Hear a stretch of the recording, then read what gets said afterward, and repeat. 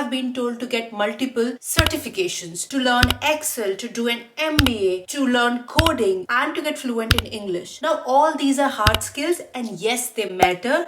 But the brutal truth is, hard skills can get you in a room, but it's your soft skills that decide whether you stay in that room, whether you lead, whether you move abroad, or you stay stuck where you are. Hi everyone, welcome to episode 5 of Learning Series, and today I'm going to talk about the top 9 soft skills that top 1% have mastered that can accelerate your career and help you get noticed. Soft skills are the power skills in real world. These skills don't appear in your resume, but they show up when you speak, when you send an email, and the recruiters and the executives are secretly screening you based on these soft skills. The first technique is SHR method. See others, hear them, and remember key detail about them. In this world driven by speed, most people tend to forget name and ignore personal connections. But remembering small details about other people who work with you build your emotional intelligence, your EQ, which the World Economic Forum ranks as one of the top skills for future of work. Most people just listen to reply, but top professionals listen to remember. And studies have shown that when you remember small details about other people, it triggers their brain reward system, which means the recruiter and the executives are going to remember you more, and you will be on top of their mind whenever they're thinking about new opportunities or rewards. And this is the technique that even I use to build my relationship with my clients. In consulting, as you know, after every few months, I have to work on a new project, and I have a very short period of time to build a good relationship with the client, which is very important for success of the project.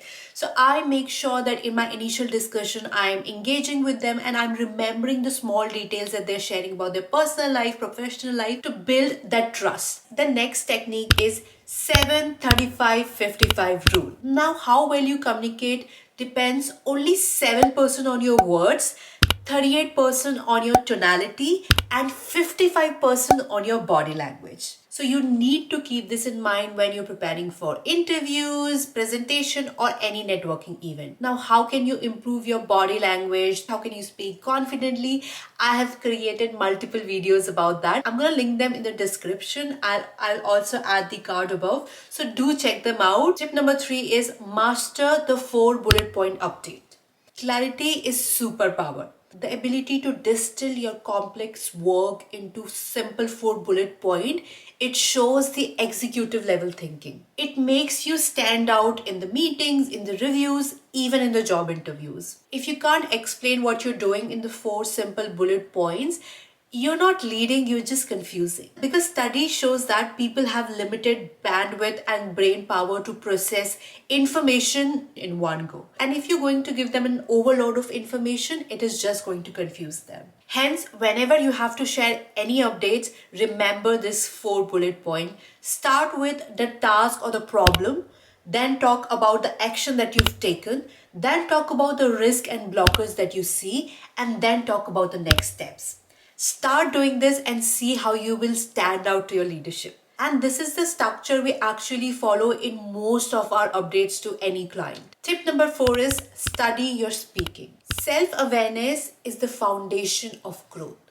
If you don't know where you're going wrong, you would never be able to improve yourself. Like football players who review their game footage, we need to review ourselves. And how we can do it? By recording our meeting, presentation, calls, so that we can analyze our speaking pattern, our tone, our clarity, and we know where we need to improve. And I have spoken about this before, that's what happened with me when I started creating content on YouTube and started watching how I'm speaking. Technique number 5 is ask rapport building questions. Whenever you are networking or building connection, I would say build rapport with genuine curiosity rather than asking fake pretentious questions.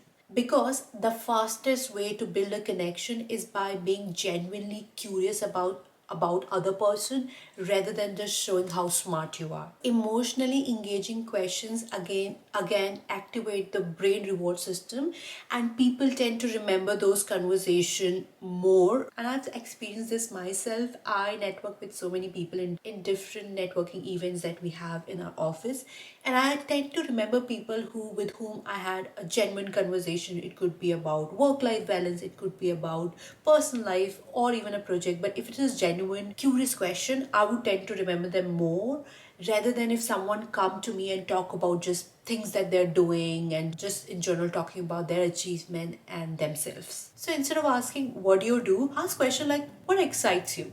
Tip number 6 is send Friday highlights. Visibility builds trust. Brief your supervisor every Friday on tasks that you've done, your priorities for next week, and any blocker or any supports that you need from them.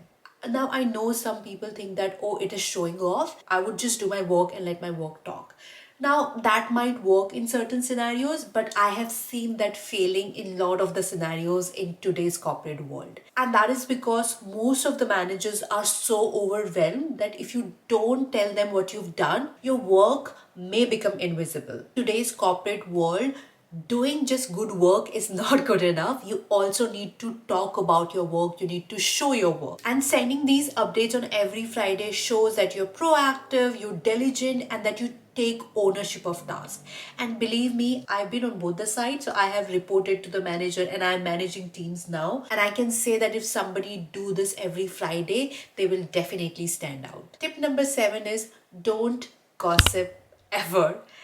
How you talk about other shapes how people perceive your character. This is called spontaneous trait transference.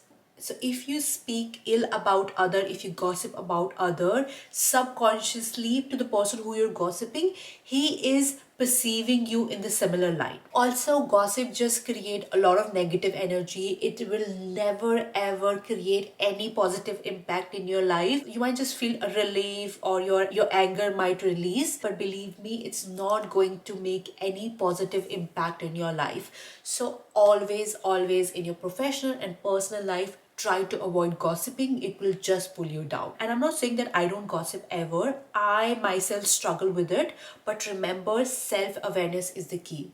Once you know that it is wrong and you should avoid doing it, you will be mindful when you do it and you will correct yourself and then gradually stop doing it. Tip number 8 is remember the name. A person's favorite sound is their own name. And forgetting someone's name shows disrespect. On the other hand, remembering names, even the hard ones, shows that you're respectful, it shows your emotional intelligence, and it shows your attention to details. And in consulting, we actually try to remember name of all the clients before any meeting or before starting any new project. And I was taught this by my school teacher, and I remember I built a habit of addressing everyone, including the service staff like hotel workers, waiters, with their name, which always created a positive impression because most of the people don't bother to address them by name, though they have their name tag always with them. And you will see that how they smile and you'll see how they react when you actually address them by name.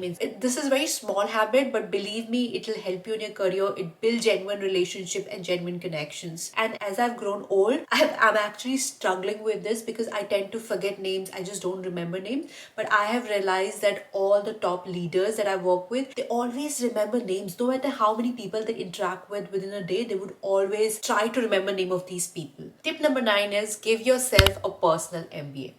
Now, most people stop learning after their school or colleges and they get so focused in their work, their entire knowledge is limited to what they do day in and day out.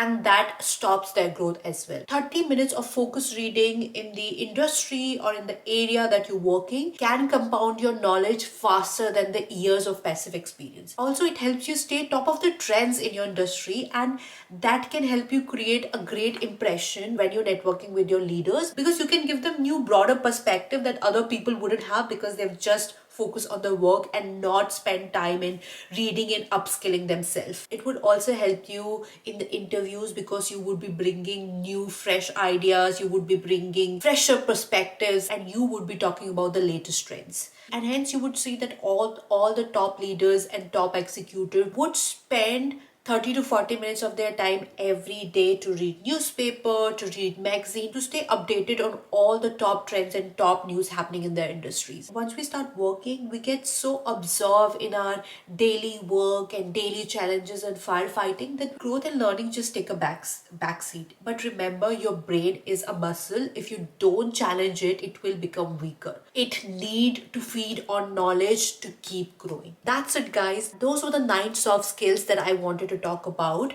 But remember, building these soft skills is a journey. Like self-awareness is a journey. It's not gonna happen in 2 days, 3 days. It's not gonna happen just because you watch few videos. It's gonna happen if you keep working on them consistently and you keep rewatching this video to remind yourself, okay, these are the things that I need to inculcate in my professional and personal life. But believe me, once you work on them for a few years, the rewards that you will reap would be exponential, would be much more than the rewards from just hard skills. I hope you like this video. If you did, then do comment below, like the video, and subscribe to my channel. A lot of you are liking the learning series, but are not subscribing to my channel. So please do subscribe. It keeps me motivated to create more such content. And let me know if there are any other topics that you would like me to include in the learning series. And I'll see you in the next video.